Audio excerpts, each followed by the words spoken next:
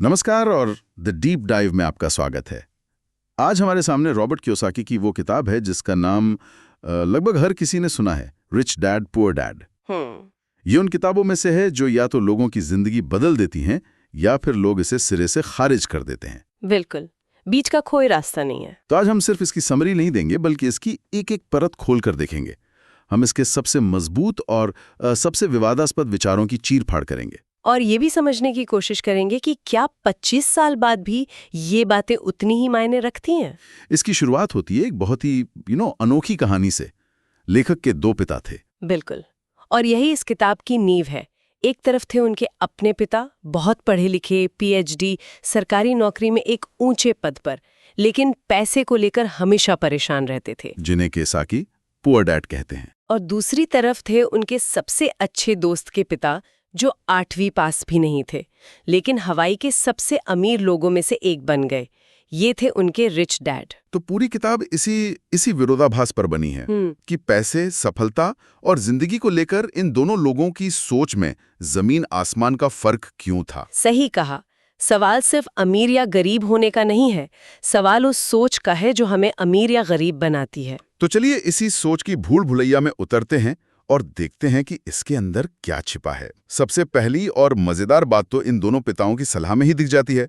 दोनों एक दूसरे की कही बात को पूरी तरह काट देते थे। जैसे पुअर डैड का मानना था कि पैसे का प्यार ही सारी बुराइयों की जड़ है, जबकि रिच डैड कहते थे कि पैसे की कमी सारी बुराइयों की जड़ है। हाँ, बिल्कुल उल्टा। ये सिर्फ एक लाइन का फर्क नहीं है, ये दुनिया देखने के दो अलग अलग चश्मे हैं। एक चश्मा पैसे को एक नकारात्मक चीज की तरह देखता है जिससे बचना चाहिए, दूसरा उसे एक टूल, एक साधन की तरह देखता है जिससे अच्छी चीजें की जा सकती हैं। और ये फर्क हर छोटी बड़ी बात में नजर आता था। पुअर डैड अक्सर कहते थे, मैं ये नहीं खरीद सकता। किताब के मुताबिक ये वाक्य दिमाग पर फुल स्टॉप लगा देता है, सोचने की प्रक्रिया को वहीं रोक देता है। बिल्कुल। रिच डैड ने इस वाक्य के इस्तेमाल पर ही पाबंदी लगा दी थी। उनकी सीख थी कि सवाल पूछो, मैं इसे कैसे खरीद सकता हूँ। अच्छा, देखिए दोनों में कितना अंतर है। पहला वाक्य एक मजबूरी है, एक अंत है। दूसरा सवाल एक चुनौती है, एक शुरुआत है। ये आपके दिमाग को काम पर लगाता है, उसे समाधान खोजने के लिए, नए रास्ते तलाशने के लिए मजबूर करता है, एक मानसिक कसरत की तरह। लेकिन यहाँ एक सवाल उठता है, क्या ये सिर्फ सोच बदलने की बात है? मतलब हकीकत में तो किसी के पास सच में पैसे नहीं होते हैं। तो सिर्फ ये सोचने से कि मैं इसे कैसे खरीद सकता हूँ, क्या सच में कुछ बदल जाएगा? बहुत अच्छा सवाल है, और किताब ये दावा नहीं करती कि सिर्फ सोचने से जेब में पैसे आ जाएंगे। इसका असली मतलब है अपनी मानसिकता को पैसिव से एक्टिव बनाना। अच्छा। जब आप कहते हैं मैं नहीं खरीद सकता, तो आप अपनी आर्थिक स्थिति को एक ऐसी हकीकत मान लेते हैं जिसे बदला नहीं जा सकता। लेकिन जब आप पूछते हैं कैसे खरीद सकता हूँ, तो आप उस हकीकत को बदलने की जिम्मेदारी अपने ऊपर ले लेते हैं। ओके। हो सकता है आपको कोई साइड बिजनेस शुरू करना पड़े, कोई नई स्किल सीखनी पड़े या कोई स्मार्ट इन्वेस्टमेंट करना पड़े। ये सवाल आपको एक्शन लेने के लिए उकसाता है। अच्छा, तो ये प्रॉब्लम सॉल्विंग का एक तरीका है। जी। और यही फर्क शायद जोखिम लेने को लेकर उनकी राय में भी था। जी। पुअर डैड की सलाह थी, बेटा मेहनत से पढ़ो, अच्छी नौकरी करो और सुरक्षित खेलो, जोखिम मत लो। जो कि उस पीढ़ी के लिए एक बहुत ही आम और अच्छी सलाह मानी जाती थी। सही। लेकिन रिच डैड का नजरिया अलग था। वो कहते थे जोखिम से भागो मत, उसे संभालना सीखो। उनका मानना था कि आर्थिक रूप से आगे बढ़ने के लिए कैलकुलेटेड रिस्क लेना जरूरी है। असली जोखिम तो तब है जब आप अपनी पूरी आर्थिक सुरक्षा किसी एक नौकरी या एक कंपनी के भरोसे छोड़ देते हैं। यह तो बिल्कुल आज के दौर की बात लगती है, जहां नौकरियां उतनी सुरक्षित नहीं रहीं। बिल्कुल। और इसी सोच का फर्क हमें किताब के पहले और शायद सबसे जरूरी सबक की तरफ ले जाता है। अमीर पैसे के लिए काम नहीं करते। हाँ, और ये सबक एक कहानी से शुरू होता है। जब कियोसाकी 9 साल के थे तो उन्होंने अपने रिच डैड से पूछा, अमीर कैसे बने। अब रिच डैड चाहते तो उन्हें लेक्चर दे सकते थे, लेकिन उन्होंने ऐसा नहीं किया।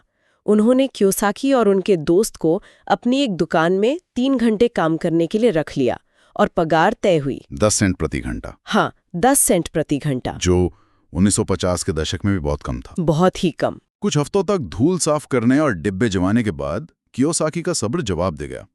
वो गुस्से में रिच डैड के पास गए और शिकायत की कि उन्हें कुछ सिखाया नहीं जा रहा और पैसे भी बहुत कम दिए जा रहे हैं। और ठीक इसी पल का रिच डैड इंतजार कर रहे थे। असली सबक वहीं से शुरू हुआ। अच्छा, उन्होंने समझाया कि ज्यादातर लोग ठीक तुम्हारी तरह ही महसूस करते हैं।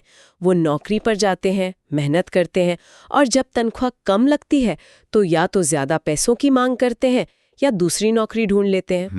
उनकी पूरी जिंदगी दो भावनाओं के बीच फंसी रहती है, डर और लालच। डर और लालच मतलब बिल न चुका पाने का डर उन्हें रोज सुबह काम पर धकेलता है। ओके। और जैसे ही तनख्वाह हाथ में आती है, ज्यादा पैसा पाने का लालच उन्हें नई नई चीजें खरीदने पर मजबूर करता है। फिर उन चीजों के बिल चुकाने के लिए वो और ज्यादा मेहनत करते हैं। और इसी को रिच डैड ने रैट रेस यानी चूहों की दौड़ कहा है। राइट। एक ऐसा पहिया जिस पर लोग भागते तो रहते हैं लेकिन पहुंचते कहीं नहीं। एक मिनट, जब रिच डैड ने ये समझाया उसके बाद उन्होंने कुछ ऐसा किया जो मुझे बड़ा अजीब लगा। उन्होंने कियोसाकी की तनख्वाह 10 सेंट से बढ़ाकर 0 कर दी। हाँ। उन्होंने कहा अब तुम मुफ्त में काम करोगे। ये तो शोषण जैसा लगता है। इसके पीछे क्या तर्क था? बिल्कुल, पहली बार पढ़ने पर ऐसा ही लगता है और कियोसाकी को भी ऐसा ही लगा था।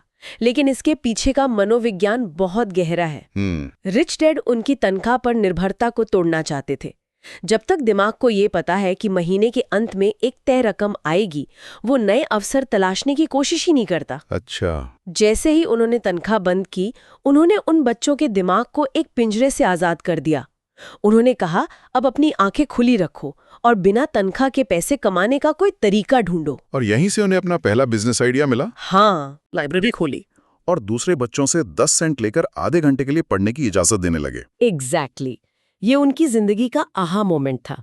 उन्होंने एक ऐसा सिस्टम बना लिया था जो उनके लिए पैसे कमा रहा था, भले ही वे वहां शारीरिक रूप से मौजूद न हो। उन्होंने किसी के लिए काम करके पैसा नहीं कमाया, बल्कि एक संपत्ति बनाई, एक एसेट बनाया जिसने उनके लिए पैसा कमाया। उनका पैसा अब उनके लिए काम कर रहा था। और यही हमें दूसरे बड़े सबक पर लाता है, संपत्ति और देनदारी के बीच का फर्क जानना। किताब कहती है कि अगर आपको अमीर बनना है तो बस यही एक नियम काफी है, संपत्ति खरीदें और देनदारियों से बचें। परिभाषा बहुत सीधी है और यही इसकी खूबी है। कियोसाकी के मुताबिक संपत्ति, एसेट, वो कोई भी चीज है जो आपकी जेब में पैसा डालती है, और देनदारी, लायबिलिटी, वो कोई भी चीज है जो आपकी जेब से पैसा निकालती है। बस इतना ही, कोई जटिल परिभाषा नहीं, सब कुछ कैश फ्लो पर आधारित है। पैसा अंदर आ रहा है या बाहर जा रहा है। बिल्कुल। और यहीं से किताब का सबसे विवादास्पद विचार सामने आता है। ज्यादातर लोग, खासकर भारत में, अपने घर को अपनी सबसे बड़ी संपत्ति मानते हैं। एक सपना होता है, एक सुरक्षा की भावना देता है। लेकिन कियोसाकी कहते हैं कि आपका घर एक संपत्ति नहीं बल्कि एक देनदारी है। ये बात बहुत लोगों को हजम नहीं होती। और उनका गुस्सा जायज है, क्योंकि ये हमारी पारंपरिक सोच पर सीधा हमला है। लेकिन अगर हम कियोसाकी की परिभाषा पर टिके रहें तो उनका तर्क साफ है। क्या है वो? जब तक आप किसी घर में खुद रह रहे हैं, वो आपकी जेब में कोई पैसा नहीं डाल रहा है, बल्कि वो हर महीने मॉर्गेज, प्रॉपर्टी टैक्स, मेंटेनेंस और इंश्योरेंस के नाम पर आपकी जेब से पैसा निकाल रहा है। राइट। इसलिए कैश फ्लो के नजरिए से ये एक देनदारी है। हाँ, अगर आप उसी घर को किराए पर दे दें और किराया आपकी EMI और दूसरे खर्चों से ज्यादा हो, तब वही घर आपके लिए एक संपत्ति बन जाता है। लेकिन कई फाइनेंशियल प्लानर्स इस बात से सहमत नहीं होंगे। बिल्कुल नहीं होंगे। वो कहेंगे कि घर की कीमत समय के साथ बढ़ती है और लोन चुकाना एक तरह की जबरदस्ती की बचत है जो आपकी इक्विटी बढ़ाती है। और ये भी एक बिल्कुल सही दृष्टिकोण है।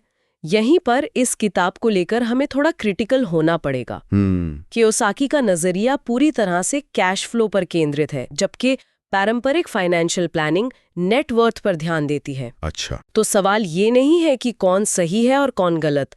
सवाल ये है कि आप अपने पैसे को किस नजरिए से देखना चाहते हैं। तो कियोसाकी का क्या तर्क है? उनका तर्क है कि अमीर लोग पहले कैश फ्लो पैदा करने वाली संपत्तियां खरीदते हैं, जैसे रेंटल प्रॉपर्टी, डिविडेंड देने वाले स्टॉक्स या बिजनेस, और फिर उन संपत्तियों से आने वाले पैसे से अपना घर या कार जैसी चीजें खरीदते हैं। जबकि मध्यम वर्ग अपनी तनख्वाह से सीधे देनदारियां खरीदता है, ये सोचकर कि वो संपत्ति खरीद रहा है। एग्जैक्टली। ये संपत्ति बनाने का आइडिया मुझे मैकडॉनल्ड्स का संस्थापक रे क्रॉक की कहानी पर ले जाता है। जिसका जिक्र किताब में है। ये बहुत दिलचस्प है। लोग सोचते हैं कि वो बर्गर बेचकर अमीर बने, हाँ, लेकिन कहानी कुछ और ही थी, है ना? बिल्कुल। किताब में एक किस्सा है कि रे क्रॉक एक बार यूनिवर्सिटी के छात्रों से बात कर रहे थे और उन्होंने पूछा, मैं किस बिजनेस में हूँ? सबने कहा होगा हैमबर्गर। हाँ, सबने कहा हैमबर्गर के बिजनेस में। उन्होंने कहा नहीं। उनका जवाब था, मैं रियल एस्टेट के बिजनेस में हूँ। अच्छा। लोगों को लगा वो मजाक कर रहे हैं, लेकिन वो गंभीर थे। उनका पेशा बेशक हैमबर्गर बेचना था, लेकिन उनका असली बिजनेस था उन मैकडॉनल्ड्स रेस्टोरेंट की नीचे की जमीन और उसकी लोकेशन। वाह। हर फ्रेंचाइजी के साथ वो एक कीमती रियल एस्टेट के मालिक बन रहे थे। तो यहाँ तीसरा सबक छिपा है, अपने काम से काम रखो, माइंड योर ओन बिजनेस। इसका मतलब है कि अपनी नौकरी और अपने बिजनेस में फर्क को समझना। ज्यादातर लोग तो अपनी नौकरी को ही सब कुछ मानकर चलते हैं। हाँ, कियोसाकी कहते हैं कि आपका पेशा और आपका बिजनेस दो अलग अलग चीजें हैं। आपका पेशा वो है जो आप रोज 9 से 5 करते हैं और जिससे आपकी तनख्वाह आती है। आपका बिजनेस आपका एसेट कॉलम है। एसेट कॉलम, वो हिस्सा जिसे आप अपनी नौकरी के साथ साथ बनाते हैं, और आज के दौर में जिसे हम गिग इकोनॉमी कहते हैं, ये बात पहले से कहीं ज्यादा सच है। मतलब साइड हसल। आपका बिजनेस आपका साइड हसल हो सकता है, आपका इन्वेस्टमेंट पोर्टफोलियो हो सकता है, आपका यूट्यूब चैनल हो सकता है, या कोई छोटा सा ऑनलाइन स्टोर। ये वो चीज है जो आपकी दौलत को आपकी तनख्वाह से कहीं ज्यादा तेजी से बढ़ा सकती है। और ये बात सीधे एक और सबक से जुड़ती है, पैसे के लिए नहीं, सीखने के लिए काम करो। ये सलाह भी थोड़ी अजीब लगती है, आखिर लोग काम पैसे के लिए ही तो करते हैं। ये सुनने में अजीब जरूर लगती है, लेकिन इसका मतलब ये नहीं है कि आप मुफ्त में काम करें। इसका मतलब है कि करियर के शुरुआती दौर में ऐसी नौकरियां चुनें जहां आपको सीखने को सबसे ज्यादा मिले, भले ही वहां तनख्वाह थोड़ी कम हो। अच्छा। किताब में एक पत्रकार का उदाहरण है जो एक शानदार लेखक थी, लेकिन उसकी किताबें बिकती नहीं थीं।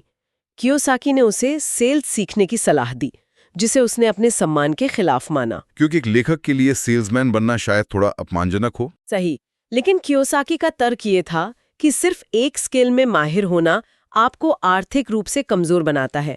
वे कहते हैं कि आपको एक स्किल स्टैक बनाना चाहिए। Skill stack. वित्तीय सफलता के लिए आपको कई चीजों की समझ होनी चाहिए। अकाउंटिंग, इन्वेस्टिंग, मार्केटिंग, सेल्स, कानून। आपको हर चीज का एक्सपर्ट नहीं बनना, लेकिन बेसिक समझ जरूरी है। अगर उस लेखक को सेल्स और मार्केटिंग की समझ होती तो वो अपनी बेहतरीन किताबों को लाखों लोगों तक पहुंचा सकती थी। सही बात है। तो काम इसलिए करें ताकि आप नए कौशल सीख सके जो लंबे समय में आपका एसेट कॉलम बनाने में मदद करेंगे। ये सब सुनने में बहुत प्रेरक लगता है, लेकिन हमें सिक्के का दूसरा पहलू भी देखना होगा। हाँ, इस किताब की बहुत आलोचना भी होती है।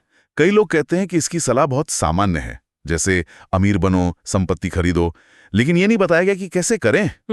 और रिच डैड के अस्तित्व पर भी हमेशा सवाल उठते रहे। आपने बिल्कुल सही नब्ज पकड़ी है। ये इस किताब की सबसे बड़ी आलोचनाएं हैं। आलोचक कहते हैं कि ये व्हाट टू डू बताती है, हाउ टू डू नहीं। राइट। यह कहना आसान है कि एक ऐसा बिजनेस बनाओ जो कैश फ्लो दे, लेकिन उसे बनाना बहुत मुश्किल है। और ये भी सच है कि कियोसाकी ने कभी सार्वजनिक रूप से ये साबित नहीं किया कि रिच डैड सच में थे या नहीं। इसलिए इस किताब को एक शाब्दिक कैसे करें गाइड की तरह नहीं देखना चाहिए। तो फिर इसे कैसे देखा जाना चाहिए? इसका असली योगदान क्या है? मेरे हिसाब से इसका सबसे बड़ा योगदान एक ही है। इसने फाइनेंशियल लिटरेसी यानी वित्तीय साक्षरता की बातचीत को आम लोगों तक पहुंचाया। अच्छा। इसने पहली बार लाखों लोगों को ये सोचने पर मजबूर किया कि उनकी सैलरी ही उनकी कमाई का इकलौता जरिया नहीं हो सकती। इसने लोगों को एक्टिव इनकम से पैसिव इनकम की तरफ सोचने के लिए प्रेरित किया। एक माइंडसेट शिफ्ट। बिल्कुल, ये एक माइंडसेट किताब है, हाउ टू मैनुअल नहीं। ये आपको मछली पकड़ना नहीं सिखाती, लेकिन ये आपके दिमाग में ये विचार डाल देती है कि आप भी मछली पकड़ सकते हैं। तो कुल मिलाकर इस किताब से हमें क्या लेकर जाना चाहिए? इसका आसान भाषा में निचोड़ क्या है? इसका निचोड़ ये है कि वित्तीय स्वतंत्रता आपकी कमाई पर नहीं, आपकी सोच और आपकी आदतों पर निर्भर करती है। ये डर और लालच के चक्र से बाहर निकलकर पैसे के खेल के नियमों को सीखने का एक बुलावा है। चाहे आप इस किताब के हर विचार से सहमत हों या ना हो, ये आपको अपनी आर्थिक जिंदगी का कंट्रोल अपने हाथ में लेने के लिए मजबूर करती है। ये आपको एक कर्मचारी की मानसिकता से निकालकर एक निवेशक या मालिक की मानसिकता की तरफ धकेलती है। और किताब का एक मुख्य विचार ये है कि एक सुरक्षित नौकरी ढूंढो जैसी पुरानी सलाह आज की बदलती दुनिया में शायद सबसे जोखिम भरी सलाह हो सकती है। सही। तो इस बातचीत को खत्म करने के लिए एक सवाल हमारे सुनने वालों के लिए छोड़ जाते हैं। अगर ये बात सच है तो अगली पीढ़ी को पैसे के बारे में वो कौन सा एक सबसे जरूरी सबक सिखाया जाना चाहिए जो हमारे स्कूल और कॉलेज कभी नहीं सिखाते? इस पर सोचिएगा जरूर।